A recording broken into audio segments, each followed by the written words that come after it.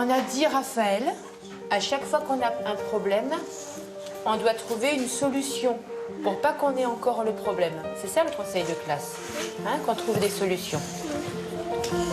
Est-ce qu'on peut dire ça? Je suis fière d'être maîtresse. C'est-à-dire que je fais un métier dans lequel je m'éclate, même si c'est fatigant, même si des fois c'est frustrant. Je suis quelqu'un qui s'investit à 200 000 % là-dedans. Il faut savoir pourquoi on roule, hein. Qu'est-ce qu'on veut pour demain?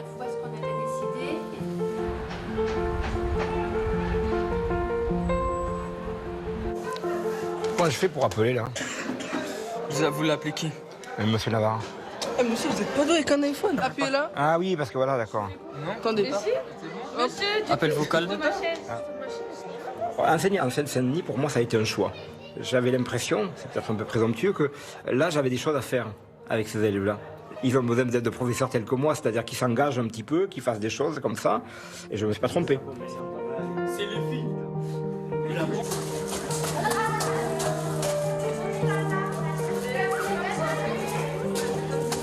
Je m'inquiète pas, mais ça fait 2 fois d'affilée que vous faites le coup. Mardi dernier, c'était encore pire que ça. La femme de ménage l'a fait. C'est pas une boniche. Et ce que vous allez faire, c'est que vous allez faire le ménage maintenant. J'ai jamais vraiment voulu être enseignant parce que je me disais tous les ans répéter toujours les mêmes trucs. Au bout d'un moment, ça va devenir fatigant. Et en fait, j'ai découvert la relation avec l'élève, le fait de travailler avec eux, le fait d'essayer de construire des choses. Parce que c'est essentiellement les élèves qui la font vivre, cette école. On avance ensemble.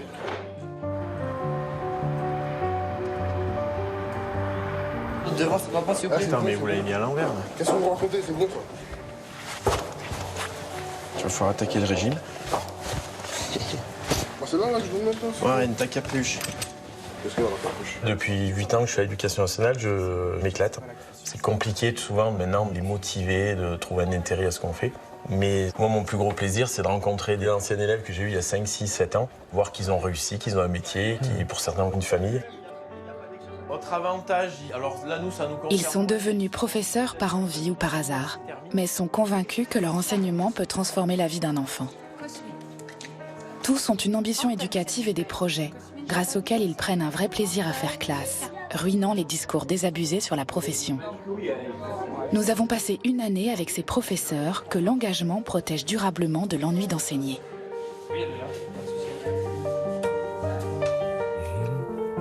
Expérience éminemment traumatisante, on parle d'un quotidien, il ne faut pas de mobilisation.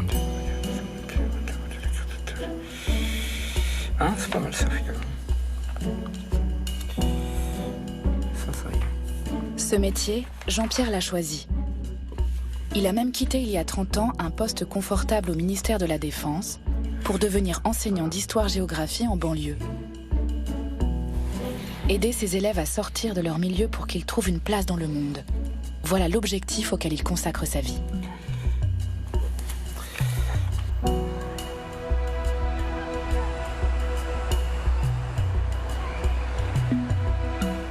En 2005, il y a eu les émeutes en banlieue. Je voyais des jeunes que je connaissais qui brûlaient des voitures, hein, qui lançaient des projectiles et qui étaient complètement furieux. Et en fait, je me suis dit, voilà, ça fait 15 ans que j'enseigne ici. Qu'est-ce que je peux faire pour essayer d'apporter un plus? Bon, je prétends pas changer le monde, mais je me suis dit, voilà, je suis ici, autant faire quelque chose d'original. Et alors, ça a tourné autour du vivre ensemble. Comment on peut vivre ensemble? Parce qu'on a vu la société qui se déchirait.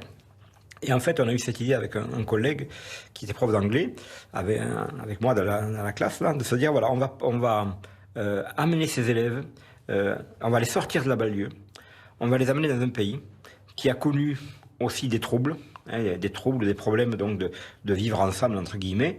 Et peut-être qu'en étant en dehors un petit peu de la banlieue, on pourra prendre du champ. Et ensuite, on pourra écouter comment eux ont fait, et puis ensuite, peut-être voir comment on peut faire. Je suis ici maintenant professeur de voyage, puisque c'est comme ça qu'on m'appelle quelquefois. Et donc là, celui-là, le Japon, j'en reviens encore pas, c'est le 12e voyage. C'était un rêve pour moi. Il faut que vous soyez partie prenante du voyage, du projet d'abord. Du projet, partie prenante. C'est-à-dire, il faut vous l'approprier. Si vous vous dites, bon, on attend le mois d'avril pour partir, et que, bon, finalement, non, ça marche pas. Parce que, on peut vous le dire, hein, l'année dernière, il y a 3 élèves qui ne sont pas partis. Et puis vous verrez aussi que le voyage, si vous vous impliquez dans le voyage va vous changer aussi. Et surtout celui-là. Parce que là, on est vraiment dans l'étrangeté, là, dans quelque chose d'absolument nouveau pour nous, comme pour vous aussi. On part pas en vacances, d'accord? On part pour travailler. Le travail qui est fait chaque année par les élèves, c'est un travail d'écriture. Il faut que vous rendiez compte des rencontres qu'on fait. Il faut essayer de résumer ce qu'on va vivre. Qu'est-ce que vous en sortez avec vos oreilles d'élèves de première. Et après, qu'est-ce que ça donne en rendu écriture? Donc c'est un travail qui est très difficile pour vous, parce que souvent, vous n'avez pas l'habitude d'exprimer des choses. Oui. Manger aussi? Manger, ah, mais bien sûr, ça fait partie du voyage. C'est-à-dire qu'on va manger, pas du McDo, on va manger japonais du matin au soir. Je sais même pas. Non. Une fois dans les 2 semaines, on peut manger un grec ou un McDo, Non. L'idée, c'est de vivre à la japonaise. Il y a autre chose que je voulais vous dire. Ce voyage, évidemment, il a un coût particulièrement élevé, 70 000 euros. Donc vous allez payer 300 euros. Alors, je ne dis pas que 300 euros, parce que ça peut représenter une grosse somme, 300 euros, je comprends. Hein. Et ensuite, donc, c'est à nous de trouver le reste. Donc le reste, il vient d'où? Ça ne vient pas du ciel. Hein. Il vient des entreprises, donc de 2 en particulier, des entreprises de 3 au public. Elles n'attendent rien en retour. Donc il faut que vous soyez à la hauteur aussi de la confiance qu'ils mettent en nous. Donc là, vous êtes en première STD AC, architecture et construction. Si, dans l'avenir, vous voulez faire un BTS qui est en relation avec l'architecture et construction, ces gens-là travaillent dans le bâtiment. Donc en fait, ils peuvent vous ouvrir une porte pour avoir un emploi de stagiaire qui vous permet d'accéder à un BTS en alternance. Des choses auxquelles vous ne pourrez pas avoir accès parce qu'il faut avoir des contacts entreprises que vous n'avez pas forcément à Saint-Denis. Vous avez une chance de voyager, c'est clair, et surtout vous permet peut-être d'avoir autre chose après le bac. Comment les voyages ont été reçus par l'équipe éducative? Donc là, on va rentrer dans un terrain miné un petit peu. Au départ, mal. C'est les remarques qui ont commencé en se disant voilà, c'est inacceptable de partir avec de l'argent du privé. Je leur ai dit, j'allais chercher l'argent avec les dents. Ouais, j'allais chercher le financement avec les dents. Mais l'argument, c'est que l'argent privé, c'est de l'argent sale. Voilà. C'est de l'argent privé, c'est... voilà, s'il n'y a pas d'argent, ben on n'en fait pas. Il vaut mieux que les élèves ne partent pas. Et moi, j'ai entendu une collègue qui m'a dit, ben, les voyages que tu fais, c'est des voyages pour les Parisiens. Donc les élèves de banlieue, ben, tant pis, ils iront au parc de la Courneuve. Bon, ben ça, je trouve que c'est assez insultant pour eux, d'abord, ce genre de choses. Et rien que pour ça, je me suis dit, voilà, pour eux, pour ces élèves-là, on ira de plus en plus loin. On ne va pas aller juste en Italie, au Luxembourg et tout ça, on va aller loin, loin, loin, loin. Alors ça coûte cher, cher, cher, c'est vrai. Bien sûr, ça a un prix pour celui qui va faire le chèque, c'est vrai, mais ça n'a pas de prix pour les élèves.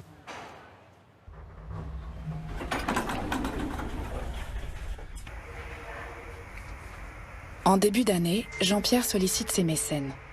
Cela fait 10 ans qu'il réitère cet exercice, avec lequel il est toujours aussi mal à l'aise.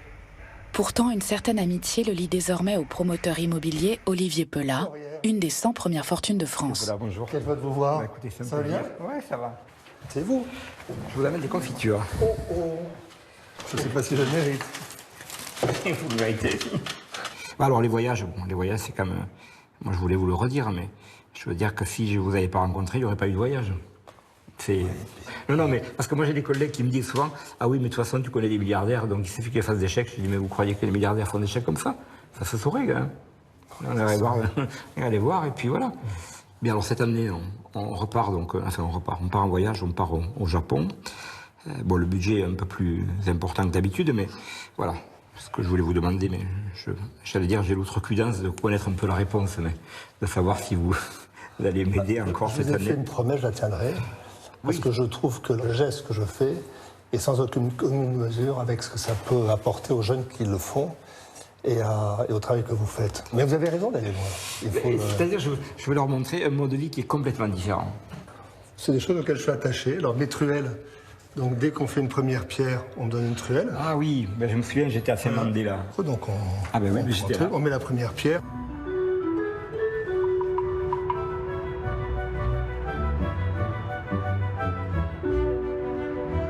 Nolwenn est maîtresse de maternelle et directrice d'une toute petite école de 80 élèves dans un village des Côtes-d'Armor. Mais peu importe la taille, pourvu qu'on ait l'ambition. Ouvrir l'école sur le village et sur le monde, donner le goût du travail collectif aux enfants, c'est ce qui la motive depuis 20 ans. Le projet de l'école, au-delà des apprentissages, c'est de vivre à l'école comme on voudrait vivre en société, tous ensemble. Ça a commencé à l'origine donc avec un niveau très local, donc travailler justement avec les parents, avec les élus, avec les habitants, avec les anciens de la commune. C'est un peu l'idée du tout est possible et tout est possible ensemble. Voilà, ça va aller mieux comme ça. En ce début d'année, élèves de maternelle et de primaire doivent s'entendre sur l'organisation de leur cours d'école. Chaque groupe va présenter la proposition qu'il a pour aménager la cour. Et il faut qu'à la fin de ce moment-là, on ait décidé ensemble de ce qu'on retient comme proposition. Bah en fait, là, un problème, parce qu'en fait, là, on ne sait pas si c'est foot ou basket. Parce que si c'est foot, en même temps c'est basket, ça dérange les autres qui font du foot. Pourquoi on a fait un terrain pour courir et un terrain pour jouer au ballon? Parce que moi, j'avais décidé ça. Ah ouais, tout seul. Oh non, on a discuté, non, pour décider. Oui. Dessiner, on a voulu le mettre là. Non. Alors. Vous voyez, nous, on avait tout regroupé les choses calmes ensemble. Et aussi... Et vous, en cycle 2, vous en avez mis dans plusieurs endroits. Moi, je suis pas...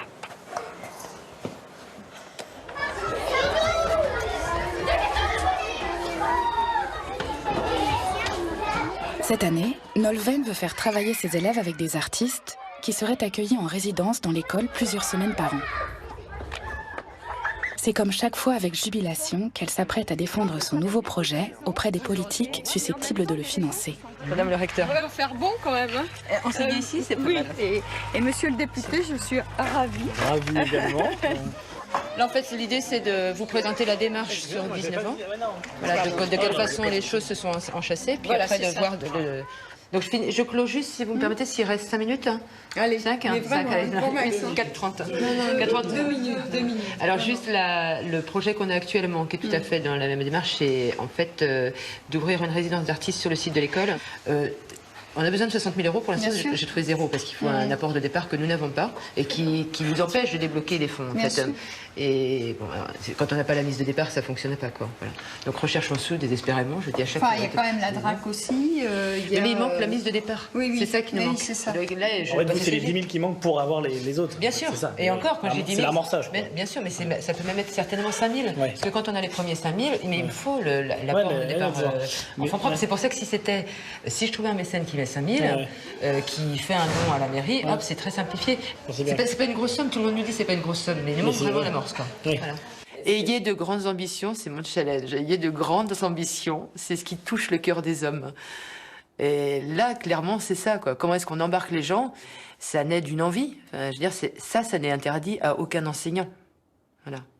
On n'a pas une super cape qu'on sort le soir en disant « Yaou, super enseignant ». Voilà, on est souvent, parfois fatigué. Là encore, ça ne veut pas dire que tout est rose et que les projets ils se montent comme ça, et puis il n'y a aucune difficulté parce que tout le monde suit et tout ça machin.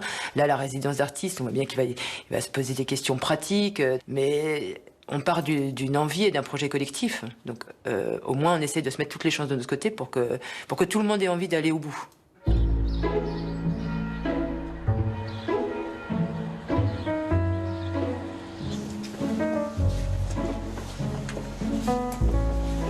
Donc là, on va passer dans le grenier? Ouais. Gérard est devenu professeur de génie civil et construction après avoir exercé tout type de métier et construit de ses mains 5 ou 6 maisons. Il prépare avec la mairie un chantier-école exceptionnel qui occupera ses élèves de CAP une bonne partie de l'hiver. Ils vont refaire un plancher dans le cadre d'une restauration de l'église de Briançon. Un projet initié par Denis, tout juste retraité, pas prêt de renoncer à sa vocation d'enseignant. Sinon, ça part en voûte, quoi. Ici, on est sur la voûte. Depuis 300 ans, on marchait sur la voûte. Et grâce au projet du lycée, on marche maintenant sur un plancher qui est porté par les murs, quoi. Tu vois l'amélioration. Ben là, l'intérêt, c'est qu'on ne charge plus la voûte. On n'a aucune descente de charge sur la voûte. On est autoporté comme une mezzanine, en fait. On aurait fait le plancher à 3 mètres de hauteur, c'était exactement pareil. Moi, pédagogiquement, c'est fabuleux de travailler ici. En atelier, on te fait des maquettes qui se ressemblent à ça. On peut exactement faire la même chose. Sauf qu'une semaine après, on démolit tout, on casse, on jette et on refait. Avant, tu as noté l'élève. Et avant, je l'ai noté. C'est pérenne. Et puis, pour moi, en tout cas, de faire travailler les élèves sur du patrimoine local. Et donc, c'est pour nous d'autant plus un gage de sensibilisation de ces jeunes à la conservation du patrimoine et à son entretien, quoi. Le chantier à venir, c'est de compléter, terminer ce qu'on a déjà fait. Ouais. Donc là, on va finir le plancher. Du coup, là, il faut qu'on termine cette partie-là. C'est vrai que j'avais jamais imaginé un jour être enseignant, honnêtement. C'était pas du tout dans mon cursus ce que je pouvais imaginer. Donc ça s'est fait par hasard, j'ai découvert ça. Moi, je suis dans une filière technique, enfin, dans les lycées professionnels, on a souvent des élèves avec des parcours scolaires compliqués, qui ont eu des difficultés ou qui ont connu l'échec. Donc du coup, on a des jeunes qui ont souffert, en fait, qui ont été cabossés, entre guillemets. Et du coup, le fait d'arriver à les emmener, pour certains, pas tous, mais de les sortir de là, de leur redonner goût à l'école, goût à apprendre, avec divers projets, comme notamment la collégiale, etc. Bah, c'est super intéressant et ça nous fait plaisir. Au boulot, les gars. Alors, l'objet de la séance aujourd'hui, ça va être la préparation technique du plancher. Comment on va acheter le bois, nous? Quand on va le commander à la scierie? Au mètre cube, voilà. Le bois de charpente. Le mètre carré, t'as raison, Angelina, mais ça va être sur le plancher, sur la surface. Ça va faire schluck. Et arrêtez là, allez, allez. Donc, le volume, le bois, je veux dire, on va l'acheter au mètre cube. Si je vous dis, Ludovic avait trouvé 70 400 mètres cubes. Toi, t'as raison, toi. Est-ce que ça vous paraît beaucoup ou pas beaucoup? Beaucoup. Ah ouais, ça me paraît énorme. C'est énorme, même. Ah ouais, 70 000 mètres cubes, c'est... Peut-être qu'à faire le lycée. C'est voilà, c'est même plus une charpente là qu'on ferait, c'est carrément... un bâtiment. Un bâtiment entier.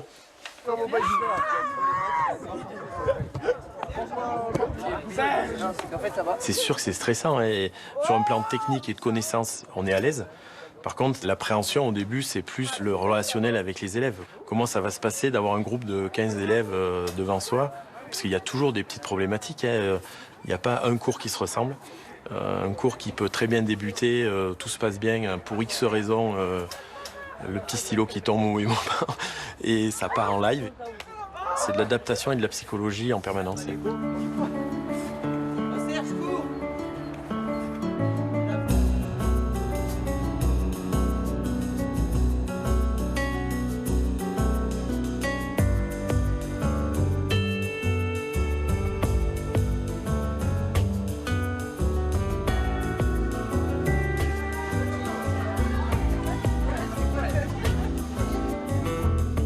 Professeur de physique-chimie, Jérémy vient de rejoindre cette école privée créée il y a 4 ans pour proposer une alternative au système éducatif classique.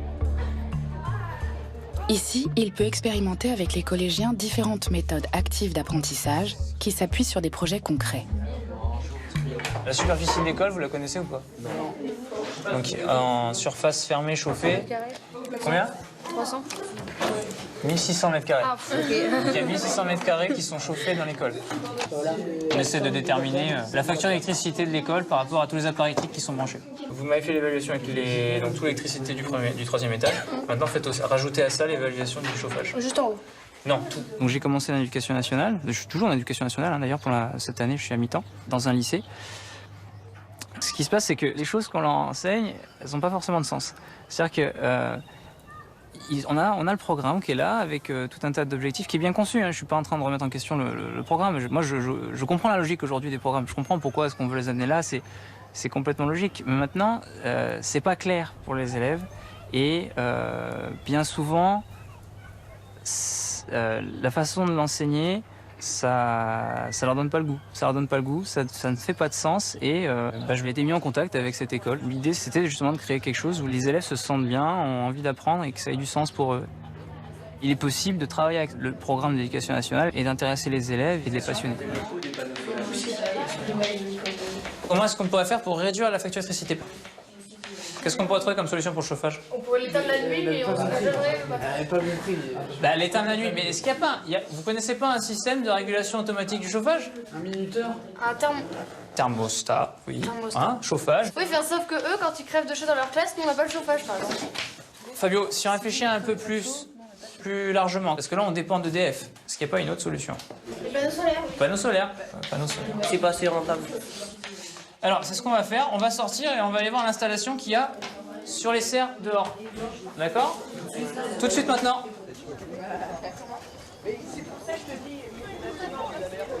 Alors là, l'installation, les panneaux sont fixes. Il y a des installations où carrément les panneaux vont tourner avec l'orientation du soleil pour permettre de maximiser ce rendement. Ça veut dire tout le temps que le soleil apparaît, qu'on puisse exploiter le plus possible. Au maximum. Le temps où... C'est ça. Alors si vous regardez, vous voyez qu'à chaque fois... Dans le lycée public où il travaille en parallèle, Jérémy a 400 élèves répartis sur 12 classes. Ici, avec 50 élèves pour 4 classes, ses conditions d'enseignement sont idylliques. L'école du domaine du possible a été imaginée par les éditeurs Jean-Paul Capitani et Françoise Nissen, parents d'un enfant en souffrance à l'école. Ils ont conçu ce lieu en pleine nature où chaque enfant peut apprendre à son rythme.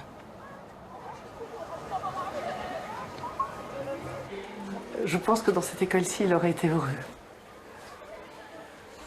Il est là, c'est un de ses derniers dessins. Il avait 18 ans. Et en dessous, c'est les photos de toute la famille. C'était un être lumineux qui était très en questionnement avec lui-même, et donc c'était très difficile, et les professeurs l'adoraient.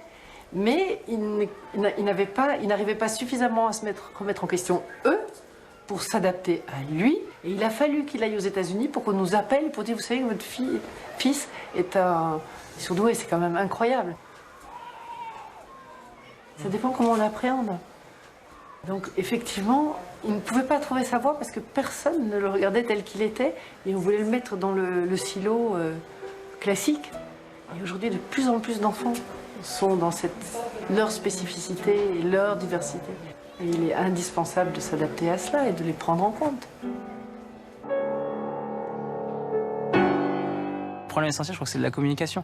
À cet âge-là, j'ai vraiment le sentiment que c'est ça, c'est primordial, qu'il y a vraiment une bonne relation entre l'enseignant et l'élève, entre les adultes et les élèves, pour leur donner l'envie de devenir adulte, parce c'est la phase de transition, hein, donc leur donner l'envie de devenir adulte pour être dans les bonnes conditions de travail.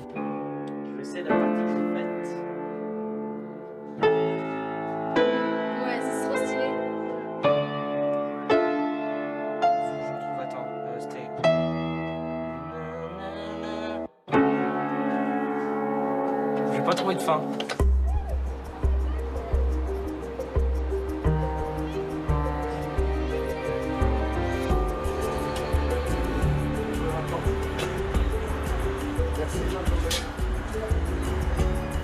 À 2 mois du départ au Japon, Olivier Pelat vient à Saint-Denis rendre visite aux élèves dont il finance une partie du voyage. Rencontre entre 2 mondes qui ignorent tout l'un de l'autre. Ça vaut voyage. Ah non. Alors oui, c'est les voyages. Donc ça, là c'était l'Afrique du Sud, là c'est la Nouvelle-Calédonie. Et en bas c'est le fameux mur entre les États-Unis et le Mexique. On dit qu'il n'y a pas de mur, mais il y en a bien un. Avec des croix d'ailleurs, c'est les gens qui sont morts. C'est horrible ça. Bien voilà. Alors, vous rencontrez votre mécène, celui qui va vous permettre de découvrir le Japon. Au pire, vous pouvez nous raconter des choses. Nous parler de vous, de votre vie. Alors, je ne vais pas vous parler de moi parce que c'est banal. Mais qu'est-ce que je peux vous dire? Vous êtes devenu riche à quel âge? Comment? Vous êtes devenu riche à quel âge? Ça veut dire quoi être riche? Quand vous étiez avoir un problème financier. Alors moi, je vais te dire ce que c'est ma définition de la richesse. Faut être riche. C'est d'avoir la chance de ne pas avoir un budget à faire au quotidien. C'est-à-dire c'est-à-dire de se dire, bon là, il faut que je me prive de ça, parce que là, je peux pas, etc. Voilà. De se dire, j'ai envie de me faire plaisir, je peux le faire, j'ai envie de me faire un voyage, je le fais, etc. C'est à partir de quel âge que vous êtes devenu comme ça? Moi, j'ai toujours fait très, très attention. J'ai toujours été très fourmi. Parce que j'ai jamais aimé je n'aime pas le gaspillage. Moi, je vois une pièce d'1 centime dans la rue, je la ramasse pour la ramasser. Et... Du coup, à partir de quel âge?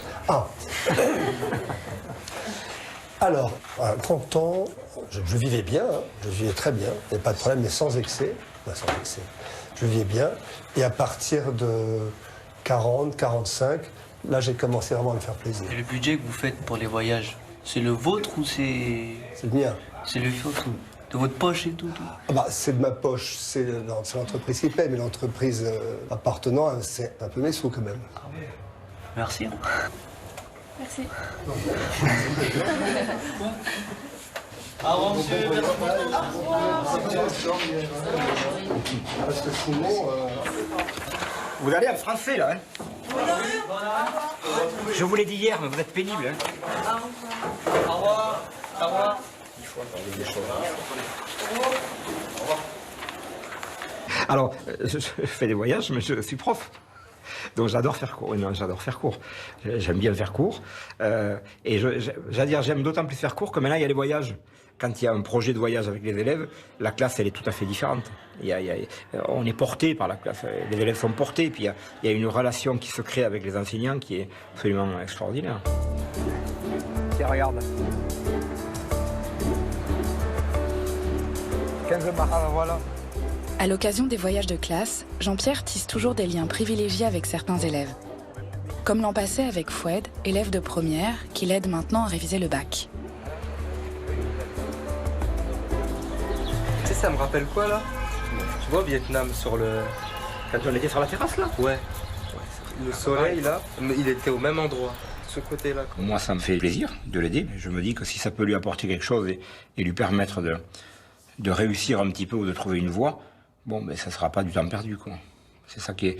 Et ça, finalement, c'est le voyage qui l'a permis. Parce que le voyage, il y a des temps de mort où on peut discuter avec les jeunes et on s'aperçoit des fois de leur manque ou de leurs besoins. Et moi, je lui avais déjà demandé au Vietnam, j'avais dit, tiens, si tu veux, moi, je vais bien te suivre, est-ce que tu accepterais tout ça? Et il était très content. Il dit, ah ben oui, bien sûr, ouais. Ben, c'était une opportunité. Tout d'un coup, il y a un prof qui s'intéresse à toi, finalement, et puis... Parce qu'on s'aperçoit qu'il n'a pas l'encadrement nécessaire peut-être pour réussir. Et donc le prof se penche sur toi un petit peu, prend du temps. Après, est-ce qu'il va réussir? Ça, c'est autre chose. Celui-là, je crois... Quand je sens ça, tu vois, j'ai l'impression que je suis en quatrième. Moi. Celui-là, alors ça, c'est génial, ça. Notre-Dame de Paris, c'est de la folie, quoi. C'est super beau. Ah oui, rouge et le noir. C'est une histoire d'amour entre un homme qui est précepteur, qui s'occupe de l'éducation des enfants, avec la mère des enfants. Donc ça, c'est impossible, tu vois, au 19e siècle, surtout quand elle est mariée. Et il y a une scène, où moi, quand j'étais petit, je sais pas, j'avais 11 ans, je comprenais pas, il est à côté, il est amoureux d'elle, il a envie d'elle, et elle aussi, manifestement. Et bon, voilà, c'est la société, elle est comme ça. Et à un moment, il a la main dessous, il essaie de lui prendre la main, tu vois. Et je comprenais pas, je me disais, pourquoi il prend la main? C'est bizarre, quand même. Je me dis, mais pourquoi il prend la main de cette femme? C'est n'importe quoi, il fait quoi, là? En 2 heures, il essaie de lui prendre la main, et puis voilà. Après, quand j'ai grandi, j'ai compris. Une bibliothèque, c'est une histoire. Ouais, et puis bon, la lecture, c'est la vie. C'est comme ça.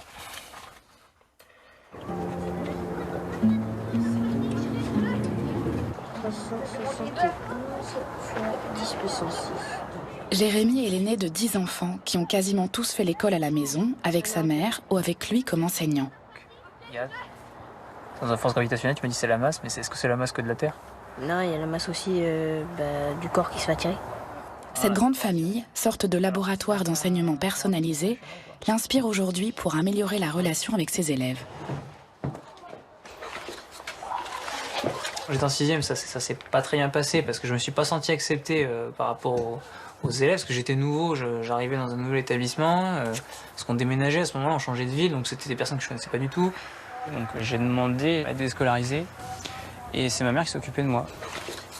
C'est pas parce que je vais à l'école que ça veut dire que je suis quelqu'un de sociable. Ça se travaille, ça se construit, ce genre de choses. Et j'ai vu des cas, moi, d'enfants qui devenaient associables parce qu'ils étaient noyés. Et je vois beaucoup d'enfants, justement, en 6e, où c'est ça. Et eux se ferment. Et c'est ça, en fait, que moi, j'étais en train de vivre. Où je devenais associable.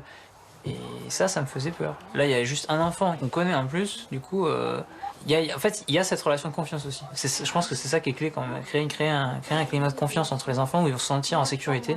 Et on arrive à faire plein de choses dans ces conditions-là. Moi, c'est ça que je vois dans une école alternative, c'est qu'on arrive à créer ça, justement, à créer ce lien avec les enfants. Ça, c'est quelque chose que j'apprécie beaucoup, c'est le fait d'être avec eux dans la cour. À table, par exemple, le midi, je mange avec eux. C'est pas non plus une relation de copinage, mais c'est vraiment une relation, on crée quelque chose ensemble. Est-ce que vous pouvez nous garantir et nous promettre que après les vacances, on pourra aller à la cabane et finir de la construire? Si le projet est bien ficelé, si votre plan répond en attendant bien ficelé, en gros, c'est-à-dire... Mais il faut pas que ce soit un truc fait à l'arrache. Oui, mais il faut aussi l'imagination. On peut reprendre les mêmes bases. L'imagination, c'est le plus important. Oui, mais à ce moment-là, on vous J'ai accompagnera. déjà les plans de l'année dernière parce que mon frère a participé à la cabane. Hier, je suis allée à la déchetterie. J'ai ramené du bois pour qu'on puisse faire monter la cabane. Concrètement, je vais donc dans mon jardin. Ça va patienter pendant 1 mois. Donc Je sais très bien comment je travaille. Ce projet-là, il vous tient à cœur, on va travailler dessus, c'est ce que je vous dis. On va mettre tout en œuvre pour pouvoir le faire. Sauf qu'il faut respecter des étapes. Et ça demande un minimum de préparation. Et moi, ce que j'avais même en tête, puisqu'on avait parlé, vous vouliez mettre de l'électricité dedans. Ça serait génial parce que j'ai toute la partie du cours d'électricité à vous faire faire. Donc vous voulez que ça devienne un projet. Oui. Donc avec toute la classe. Alors il faut aller leur demander d'abord. Là, c'est votre projet. C'est plus le mien, c'est le vôtre. Vous comprenez?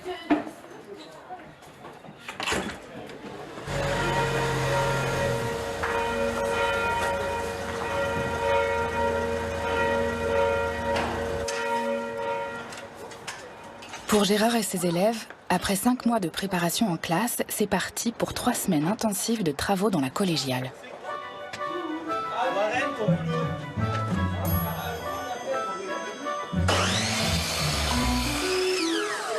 Loïc, on va peut-être pas en couper des tonnes non plus quand même.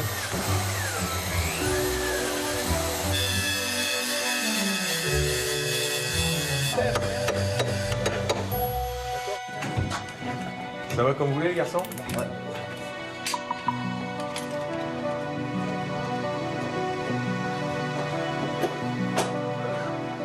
Moi je vous ai dit ça touche pas. On a un gros souci là. C'est que là on s'était basé sur la vieille poutre dessous là. Vous vous souvenez, on était parti sur la vieille poutre et en fait elle est à l'intérieur, elle est concave un peu. Mets-toi là-bas au bord avec la règle.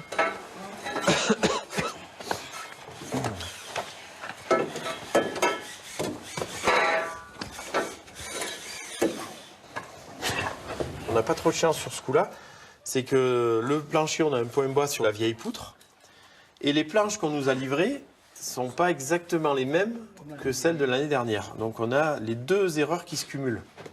Pas de bol. Qu'est-ce que vous proposez? Moi je propose, si on peut raboter un peu cela. Ouais, mais alors raboter les planches. Raboter toute la longueur, là, ça va être... Raboter les planches au pire. Il vaut mieux raboter le support, ça va beaucoup plus vite. Là, tu passes une fois. Et en faisant une fois, tu fais toutes les planches que tu vas poser. Donc, on va descendre légèrement le jaune, là, de 4-5 mm. Donc, tu les dévisses. On voit si ça fonctionne.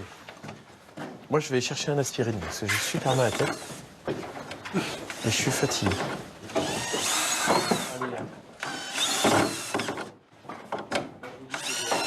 En fait, l'intérêt de ce projet pour ce type d'élèves, c'est qu'ils sont valorisés comme ça aurait été compliqué pour eux de l'être dans une autre structure. Ils prennent confiance en eux et ils s'aperçoivent qu'ils sont capables de faire de belles choses, quoi. Parce que ce qu'ils font en chantier sur la collégiale, c'est digne de ce que font des entreprises du patrimoine agréées. Et ça, pour eux, c'est génial. Par contre, ça demande beaucoup d'énergie, parce que c'est beaucoup de travail en amont, c'est beaucoup de travail pendant. Moi, tout seul, je ne pourrais pas mener à bien un projet de cette échelle-là. Et ça n'aurait pas été possible, sans la volonté de Denis en particulier, qui reste le moteur quand même de tout ce projet.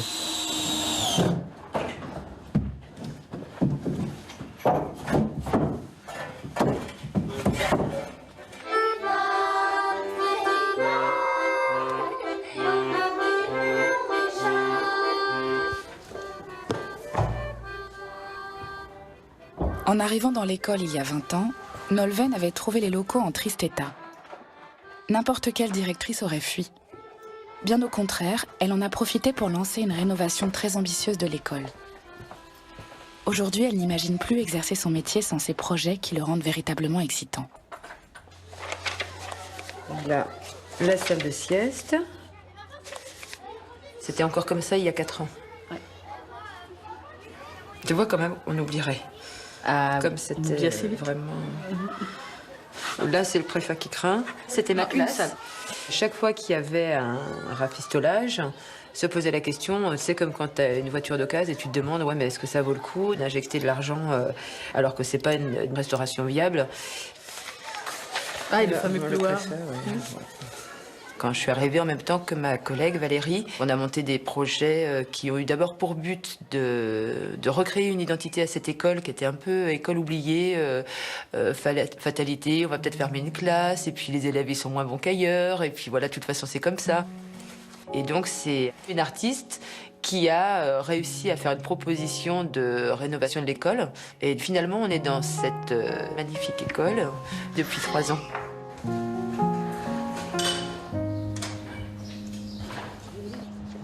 Trois mois après sa rencontre avec la rectrice, Nolwenn n'a pas l'argent pour sa résidence d'artiste. Mais on lui propose une solution qui correspond bien à son sens du collectif. Des élèves en formation professionnelle pourraient faire les travaux dans le cadre d'un chantier école, comme à Briançon. Il lui reste à emporter l'adhésion des proviseurs concernés, venus la rencontrer. Qu'est-ce qui avait été fait dans le cadre aussi précédent, dans le chantier précédent? Tout, de A à Z. Ouais. Ça, c'était un bâtiment qui était existant, donc là, c'est de la rénovation. Mais celui-ci, c'est un bâtiment nouveau et la salle de partage aussi. Financièrement, le budget était 1,4 million. 1,4 million. Et sur la part subvention, aide... 400 000 charges de la commune. 400 000, donc 600 000 de subvention. 1 million. Sur 1,4 million, il reste 400 000. Ah oui, chapeau. Ouais. Non, parce que je ne vois pas souvent ça dans les communes. Non. Surtout quand il y a 500 habitants. On peut faire humblement des projets ambitieux. Donc ici, ce sera ce lieu de création artistique.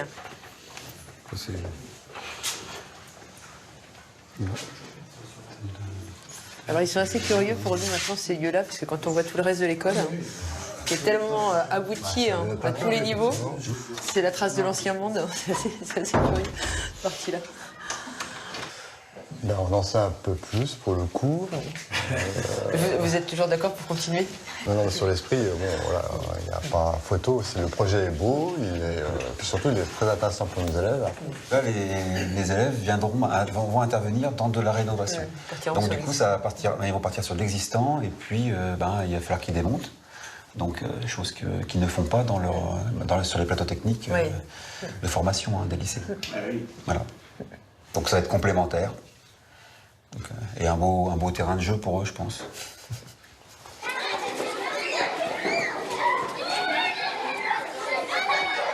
Donc il me reste 30 000 € à trouver, qui représentent le coût d'achat des matériaux. Et j'ai réunion avec la Fédération française du bâtiment pour aller chercher des fonds ou des dons. Donc là, ça y est. Mais oui. Mais voilà, ça y est, c'est parti. Ouais. C'est bon.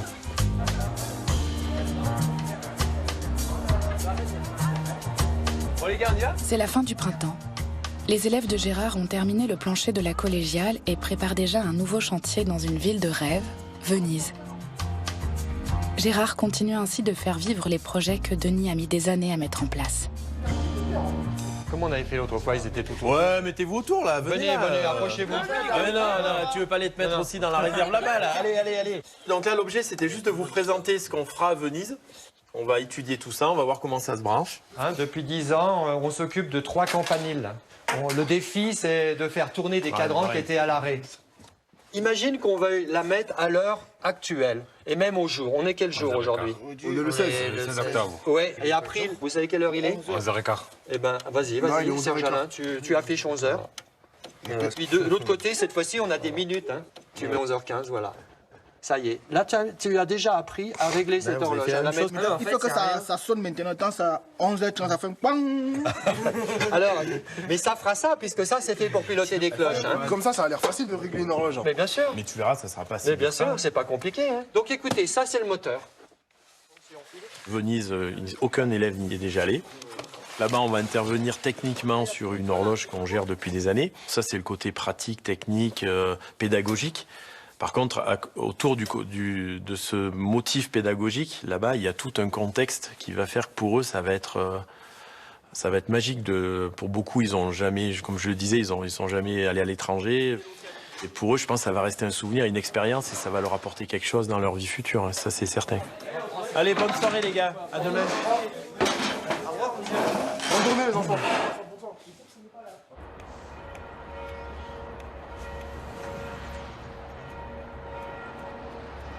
C'est impressionnant. Tu l'as commencé quand, cette maison? Mais ces poutres, mais comment tu as procédé pour mettre ces poutres? On a taillé la charpente au sol, les fermes. Et après, avec une grue, j'avais une grue. J'ai utilisé une grue tout le chantier. Et vous étiez combien pour faire ça? À 2, à 3, avec mon frère et un ami. Mais j'adore faire ça, j'adore faire des maisons. Enfin, je trouve que monter un projet et le réaliser de ses mains, je trouve ça fabuleux. Cette année, franchement, je suis assez content. Il y a la nouvelle promotion, les classes de seconde, ils sont vraiment bien.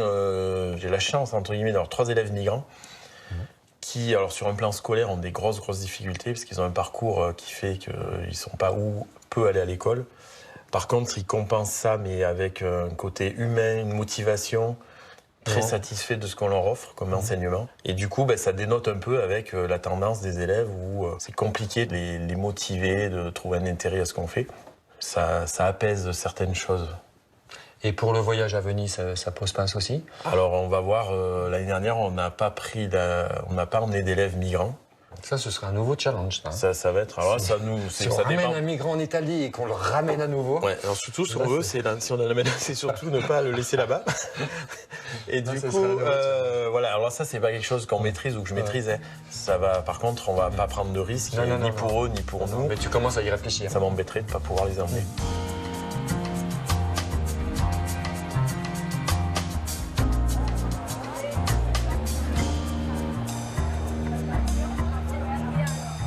Ça en est où? Donc tu m'avais dit que tu avais le titre provisoire là, La préfecture m'a dit non, mais on n'a pas encore fabriqué la carte.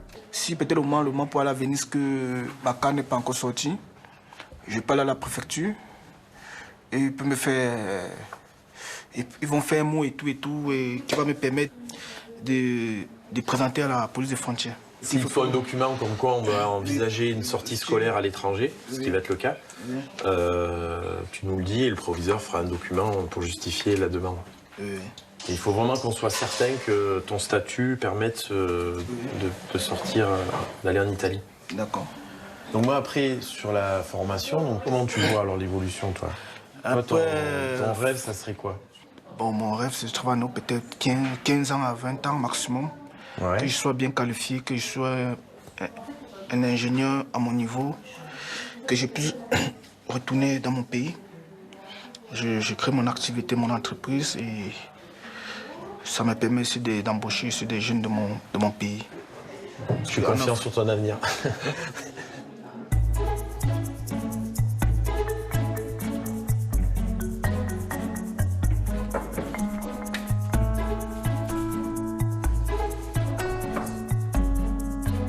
Pour ce dernier semestre, Jérémy va travailler avec ses élèves à la fabrication d'un parfum qui sera celui de l'école. Un projet qui va durer plusieurs semaines et lui permettre de croiser toutes les matières.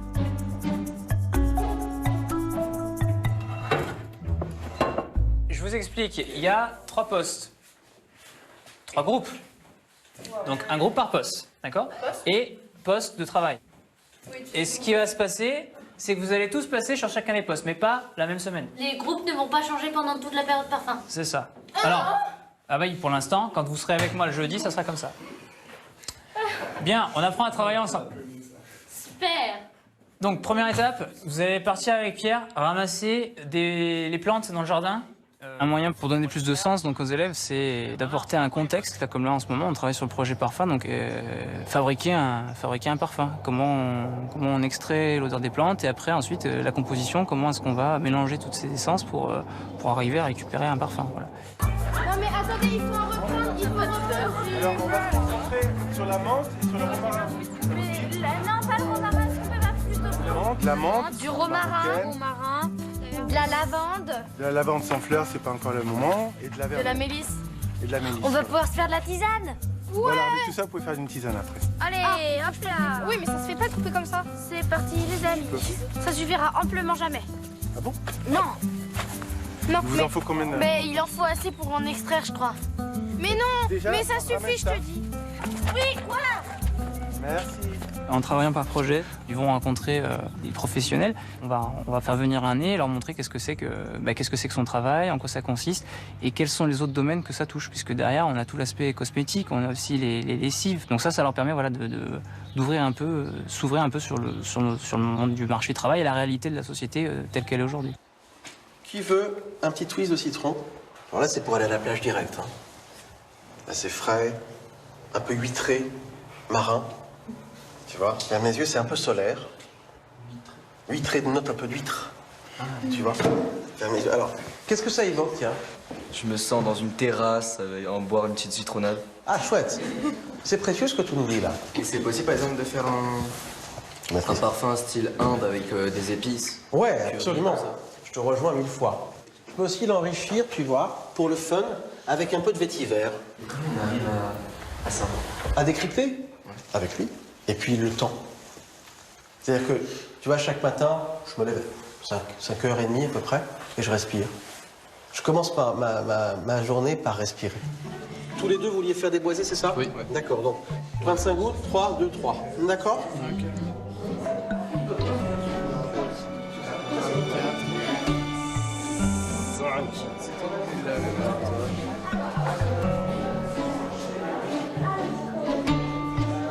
Mais avec tout, évidemment.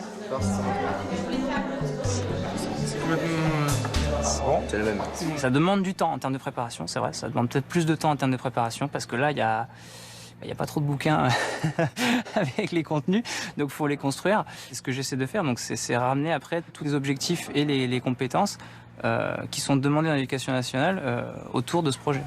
J'aurais adoré être à l'école chez vous, c'est la vie. Ouais, bah oui. En fait, vous avez créé une école dont vous rêviez, c'est ça, au fond de vous. Surtout, on a créé une école parce que avec Françoise Nissen, on a eu beaucoup d'enfants, et on s'est rendu compte que ça ne passait pas si facilement que ça, et que surtout, on a eu nos propres difficultés scolaires, enfin, je veux dire, à traverser le système, et on s'est rendu compte 40 ans après que c'est exactement pareil. Il faut que, voilà, l'idée de cette école, c'est la transversalité absolue. Il n'y a aucune raison, on est là pour les enfants. Les enfants, ils ont des projets, et on les aide à faire des profs.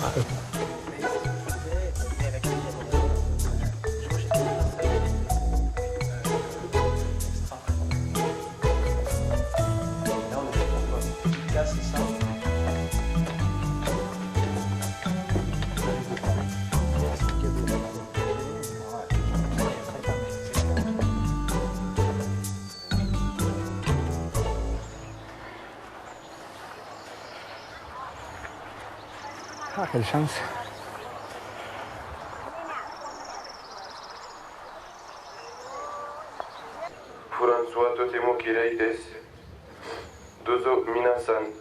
La classe de Jean-Pierre a enfin quitté le lycée de Saint-Denis pour un véritable voyage d'immersion dans la société japonaise. Pendant 2 semaines, ils vont visiter le pays, mais surtout partager le quotidien de leurs homologues lycéens et même s'initier au japonais.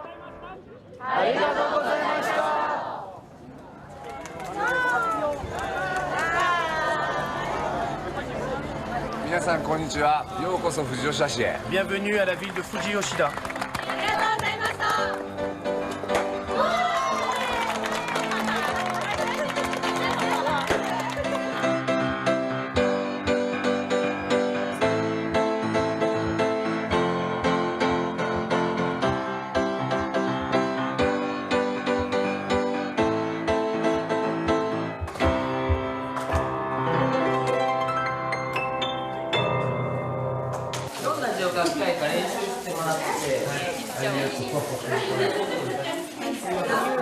Par le voyage, il y a des choix de vie, des manières de voir le monde à transmettre.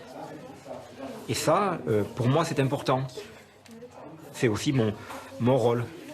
J'ai un ami qui m'a dit, mais toi, tu es un passeur, tu fais passer des choses.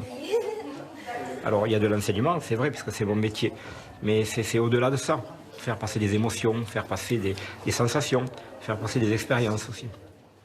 Et tout ça, ça remplit finalement un parcours professionnel, c'est-à-dire. Oh, ça c'est plus facile.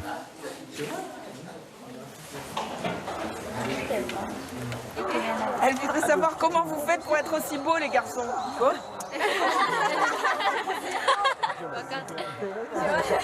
J'adore le Japon. J'adore le Japon. Je vais vivre ici plus tard. Je viendrai vivre ici. Elle voulait savoir qu'est-ce qui te plaît autant au Japon pour que tu puisses dire j'ai envie d'y vivre comme ça après juste 6 jours. C'est la beauté, leur gentillesse, leur respect. Elles ont hâte que tu viennes habiter au Japon. Ma carte de visite, professeur donc à Paul-Éluard. Alors moi j'ai pas de méthode particulière, mais non, ça va. Elle n'a pas de nom particulier, mais moi je laisse exprimer les élèves. Oui, je comprends. Complètement, même si ça déborde. Oui. Quelquefois, quand ça déborde, ça peut être intéressant aussi. Au Japon, on respecte toujours l'esprit de collectivité, mais on voudrait apprendre l'esprit de la liberté plutôt, parce que... De l'autonomie. Oui, on a intérêt à échanger, justement. Oui, c'est ça, trouver exactement. le juste milieu entre j'allais dire, la collectivité, le souci de la collectivité, et puis également le souci de soi. C'est ça, exactement. C'est-à-dire d'être autonome aussi. Oui. Et bon, peut-être qu'on va y arriver. Oui, c'est ça. Merci beaucoup. C'est moi qui... Merci beaucoup. Enlève là. Ils m'ont donné.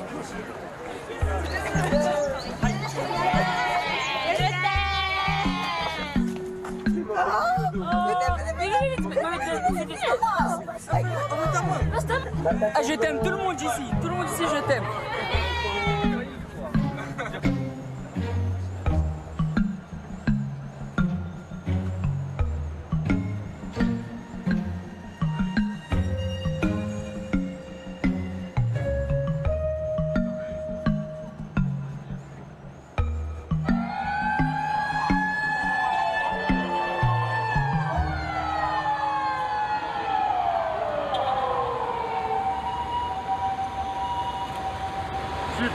Super.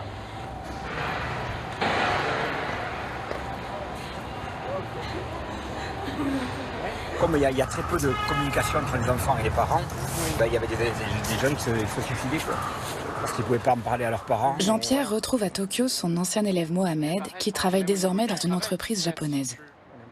Ils ne se sont pas vus depuis des années, mais sont comme deux vieux amis. Très beau garçon. Je vais acheter du thé, ça je sais, du whisky japonais. Toi, t'es venu me voir, tu m'as dit il y a un voyage aux États-Unis pour les ES l'année prochaine. J'ai dit je te suis. Mais il y a beaucoup de gens qui n'y croyaient pas. Et le fait de l'avoir fait, vraiment, ça démontre quelque chose. Vous n'y croyez pas et on l'a fait. Ouais. C'est nous. Ouais, c'est vrai. Hein. Quand tu m'as dit que toi, au début, tu l'as cru depuis le début, je me suis dit, heureusement que j'ai réussi. Hein. Non, mais c'est vraiment... c'est une aide formidable pour la suite aussi. Enfin, moi, tu sais, quand j'ai passé mes premiers entretiens pour aller en prépa, pour aller en école de commerce, à chaque fois, quand j'avais l'histoire de Tijuana et San Diego à raconter, je t'assure qu'ils avaient entendu ça nulle part ailleurs, les professeurs. Donc forcément, ça joue un rôle énorme. Ça, je le sais, hein. Mais bon. On l'a fait. On l'a fait. Et tu continues à le faire, c'est ça que je continue à le faire. Ah ouais. L'année prochaine, on va aller à l'Équateur. Ah, ils sont là-bas.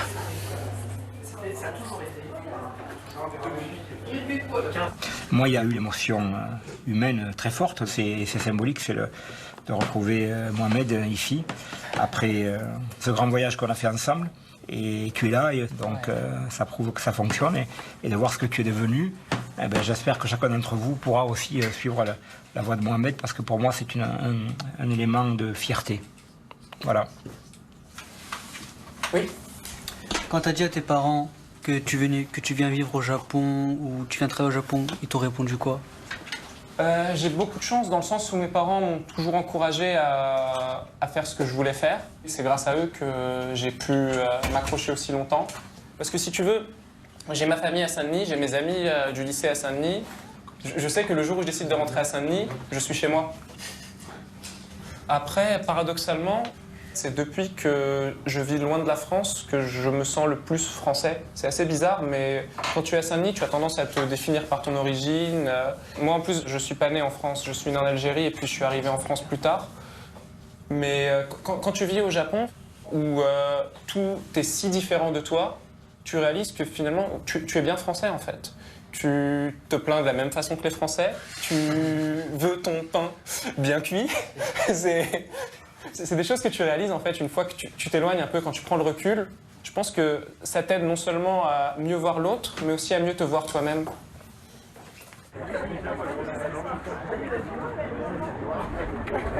Ces élèves-là, souvent, le problème qu'ils ont, c'est que eux se sentent français complètement.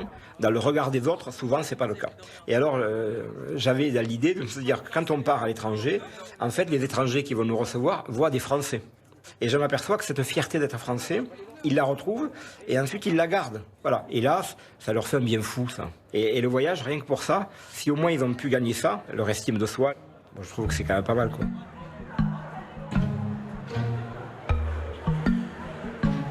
Là, voilà, ça c'est mal expliqué. Il faut bien expliquer que on part du séisme et que de ces séismes-là, ensuite il y a plein de conséquences possibles. Et que justement on va travailler sur faire, le but du lieu c'est de faire de la prévention sur le séisme et sur toutes ses conséquences. Ok ? C'est super difficile en fait de s'habituer directement à de nouvelles coutumes, de nouvelles traditions et tout ça. Moi je suis habitué à manger que du sucré le matin, je peux pas manger de salé. Et là j'arrive au Japon, ils sont habitués à manger du salé, des œufs encore, ça passe à la limite.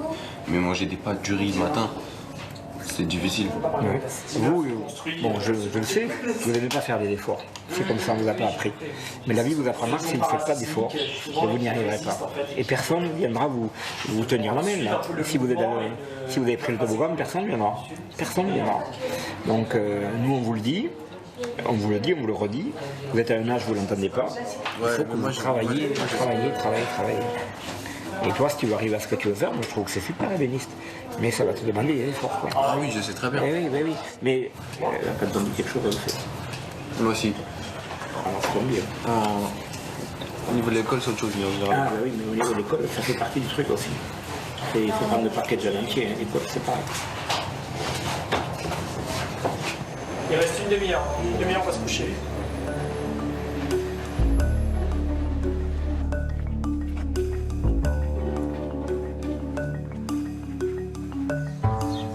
Nolwenn n'est jamais en retard d'une cause à défendre. Pendant que son projet de résidence d'artiste était au point mort, elle a organisé pour le dernier trimestre une semaine de débat sur les enjeux climatiques. Mobilisant une myriade d'établissements scolaires, d'associations et l'ancien ministre Nicolas Hulot. Histoire de déchets ou tout ce qui est dans la cour? Tout ce qui était dans la cour. Voilà. Donc il y a des petits éléments et ça leur permet de faire des micro-tris. Ah d'accord, je comprends mieux. Et en fait, c'est ce qu'ils ont trouvé dans la cour d'école. Et la girafe, ils l'ont fait eux-mêmes? Ouais. D'accord. Voilà. Et ça fonctionne. Sur les enjeux climatiques, sur l'école, on est engagé là-dessus. Là, par exemple, le séminaire climat, c'est une vraie affirmation du rôle de l'école aussi là-dessus et d'accompagnement de ces jeunes qui seront eux-mêmes directement confrontés aux répercussions les plus fortes sur cette génération-là et celle d'après. Mais je ne suis pas du tout en train de faire une révolution hors cadre, ni en termes de pédagogie. Enfin, nous ne sommes pas, je parle de l'équipe enseignante là dans son ensemble, hors cadre, soit en termes de pédagogie, soit en termes d'enjeux. Là, l'enjeu environnemental, il est présent dans les programmes. Voilà, donc voilà, porte verte et fenêtre verte. Avec un étage. L'étage, on s'en occupe pas. C'est du lourd quand même, parce que en termes de moyens... À la base, j'avais besoin de 100 000 euros. 100 000 euros, je sais que je ne vais pas les trouver. 100 000 euros, je ne les trouve pas. Donc en fait, d'une difficulté, on a tourné sur un truc qui est encore plus porteur, je pense, humainement. On fait un chantier école avec des jeunes en formation professionnelle, de la 4e au BTS. Donc il me reste le montant des matériaux. Pour ça, je suis en train de travailler sur une piste avec le syndicat des négociants de matériaux. Là, j'ai envoyé le dossier pour voir s'ils peuvent pas me trouver quelqu'un quitte à me donner les matériaux. Enfin, moi, voilà, tout me va. Mais après, j'ai un pari positif extrême.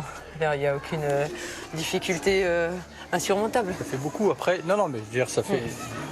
Ouais. Il n'y a pas de gros œuvre. Le seul gros œuvre, c'est l'ouverture entre les deux pièces. Maintenant, c'est un technique qu'ils ont payé. Quand on me demandait est-ce que justement l'institution n'a pas fait un frein, j'ai dit on ne m'a empêché de rien. On m'a vraiment empêché de rien. Comme vous empêchez, enfin, c'est une encore, chose. Moi je connais des professeurs, ils veulent faire des sorties scolaires, c'est toujours très compliqué. Voilà. Donc moi on m'a empêché de rien et maintenant on commence à me proposer de m'accompagner. Après il reste la question du temps. Mais accompagner, on vous donne des outils pédagogiques un peu ou pas? Outils pédagogiques, enfin là je suis allée chercher. Voilà, donc c'est quand même, chacun se débrouille. Donc si on a la volonté et le feu sacré, ça marche. Tout à fait. Ça repose sur des individus. C'est ça.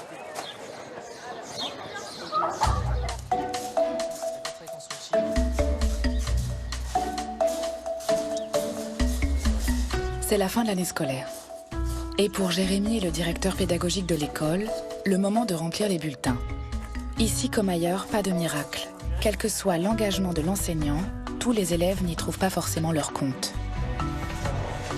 Lui nous quitte, et je pense que voilà, de le confronter un peu à la réalité, ça va pas lui faire de mal. Moi, je crois que ça lui fera le plus grand bien. Certain. Parce que là, lui, il est dans l'école depuis le départ, donc... non, il a besoin de... sortir de cette bulle, je pense. Je crois qu'il a besoin d'avoir des challenges... Oui, autres. Oui, qu'on ne peut pas offrir, ça c'est sûr. Il fait des sports collectifs, et là, il trouve pas son compte, ça c'est sûr que... Bon, elle s'en va. C'est dommage. C'est vraiment dommage, oui. Je trouve qu'elle... Toutes les matières, elle s'investit tout le temps. Elle attend pareil, elle est très autonome, elle attend pas qu'on lui dise quoi que ce soit pour le faire. La seule difficulté qu'elle va avoir, ça va être l'écrit. à l'écrit. Ouais, l'écrit, c'est sûr. Sachant qu'elle sera quand même plus évaluée à l'écrit qu'à l'oral à partir de maintenant. Donc, Nous, on sollicite beaucoup l'autonomie, on sollicite beaucoup la responsabilité des élèves. Et eux, ils ne sont pas véritablement dans cette démarche-là. Voilà. Ça colle pas avec leur façon d'être pour l'instant. Hein. Donc autant voilà, qu'ils se confrontent à autre chose. Hein. Parce que ce qui est important, c'est la question de l'apprentissage, qu'est-ce qu'ils apprennent. Et bon, à un moment donné, si on se rend compte que c'est pas l'idéal pour eux, on va pas leur dire de rester. 1, 2, 3. Vous avez cassé notre oh la cabane. À Arles, quand je vois le potentiel de l'école, il me semble qu'on me met à profit. Oui. Bon, il y a des retours des fois un peu négatifs, mais ça se construit. Mais c'est sûr que ça prend du temps. Et pour construire, il y a besoin voilà, d'être dans cette optique. On avance, c'est pas grave, on essaye, on s'est trompé, on recommence. En science, c'est ce qu'on apprend aux élèves, savoir se tromper, que l'erreur elle est importante, parce que c'est grâce à l'erreur qu'on avance, justement. Et enfin, moi, ce serait le rêve, hein, sincèrement, que tous les enfants disent « j'ai envie, qu'une envie, c'est d'aller à l'école. » Alors oui,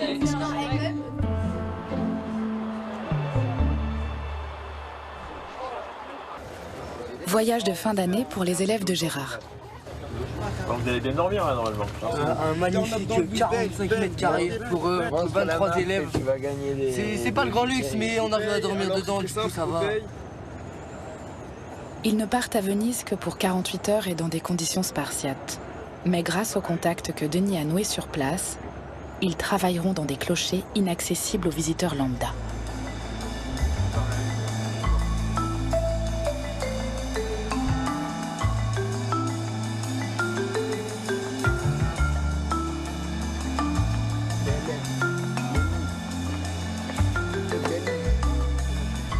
Il y a une grue, monsieur, qui a... Ouais, regarde, tiens, voilà, là-bas, il est en train de livrer avec la grue une palette. Regarde comme il parle. Les travaux ici, c'est un enfer. Ah non, mais c'est pas ça, la logistique, imagine, pour amener le matériel et tout. Après, si tu oublies un truc, t'es vraiment... Ah ouais, alors là, vous voyez, quand je vous parle de faire des listes avant le chantier, là, pour le coup, là, t'es dégoûté de la vie, là. Mais il n'y a pas d'engin de chantier ici. Mais comme ils vont, tu feras des trous ou casser des choses. Non, avec des engins électroportatifs, mais c'est très compliqué le chantier ici. Alors, nous, on va intervenir dans le Formosa, là-bas, le campanile qui est là-bas. Regarde, le blanc avec les deux cadrans, tu vois. Voilà. Le plus haut que tu vois face à toi. Ouais. Oh, regardez, il y a une grue, dites donc, en plein milieu. Ouais, j'ai vu. Impressionnant. Il sera passé à côté. Pourtant, c'est un hélicoptère qui l'a amené.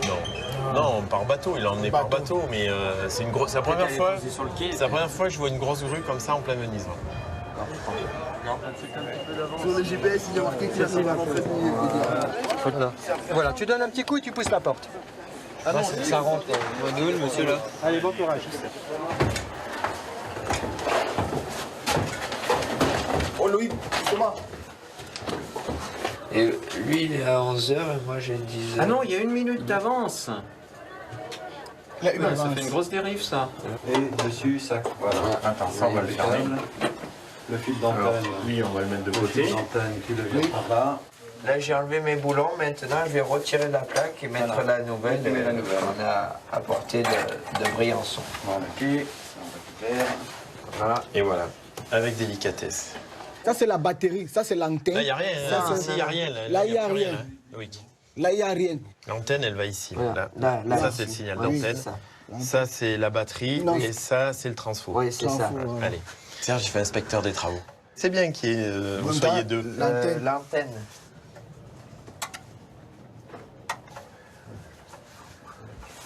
Tu trembles, c'est impressionnant.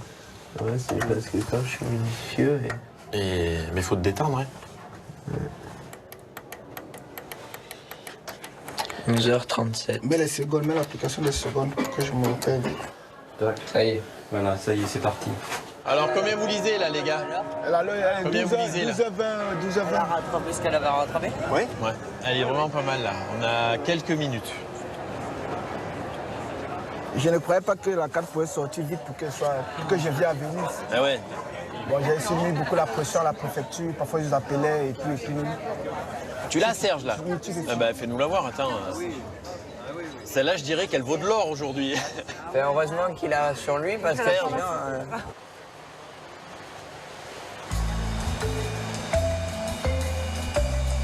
On a eu des élèves qui avaient des parcours familiaux compliqués, qui étaient en échec, qui voulaient arrêter l'école complètement.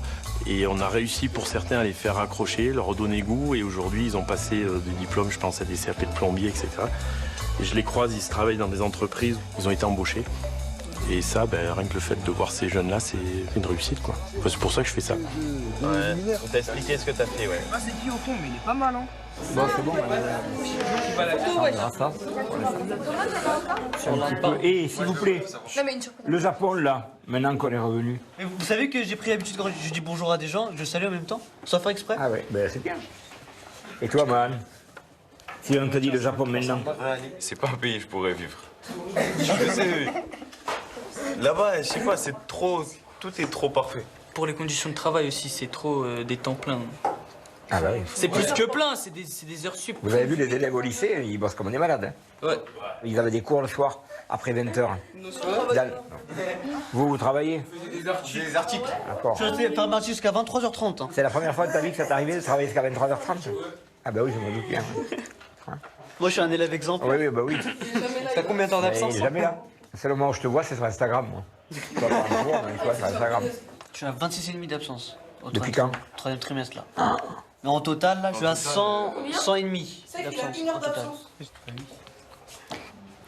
T'imagines 100 heures d'absence, là? Moi, j'ai 200. T'as déjà perdu 3 Je suis pas allé à semaines. la sortie, donc. Comme disait le proviseur, le lycée a le droit de divorcer de vous. Parce que je vous signale que vous avez plus de 16 ans, et donc le lycée n'est pas tenu de vous scolariser. Lundi, 9h. Lundi, 9h, on a cours à 9h lundi. Simon, on a cours à 9h lundi. Hein, pas à 10h. Ouais. Au revoir. Lundi à 9h, donc il n'est pas venu. Mardi à 8h, il n'est pas venu. Donc je communique avec lui avec Instagram, parce que j'ai son truc. Je lui dis, mais qu'est-ce que tu fais? Il me dit, ah, mais je ne me suis pas réveillé. Alors là, j'ai pris un gâteau, j'ai dit, non, mais ça, c'est pas possible, quoi. Ah, Simon, de toute façon, c'est le cas de tellement d'élèves qui sont pas concernés par ce qui se passe en classe et qui se dévoilent là à travers des projets. Tu sais, j'en parlais pour des trucs tout bêtes, construire une cabane, qui est un travail manuel à faire. Ou en tout cas quelque chose qui est porteur d'un groupe. Là, il y en a plein, ils seraient à 2000%. Et puis là, quand tu leur demandes de venir s'asseoir dans une salle et à l'école, pourquoi faire, quoi. Je ne vois pas l'intérêt pour lui, pour l'instant. Pour l'instant, oui, alors peut-être que ça va. Bah, ça va venir, j'espère. Mais bon, pas trop tard, parce qu'à un moment, après c'est trop tard. Jean-Pierre termine l'année un brin découragé, mais l'an prochain, c'est sûr, il repart.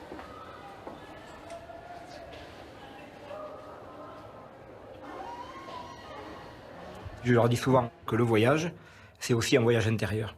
Je dis, vous allez voir, le voyage, l'effet que ça va vous faire. Hein, ça va travailler avec vous et tout ça, et vous allez voir, ça va vous faire changer, ça va vous faire ouvrir des horizons. C'est ça qui est bouleversant. C'est qu'à un moment, ils ont une vision du monde qui évolue. Je côtoie encore, parce que je les ai 2 heures par semaine, les élèves qui sont partis au Vietnam. Et ben voilà, je sais comment ils étaient avant, je sais comment ils sont maintenant. Et ils sont très différents. Ils sont très différents.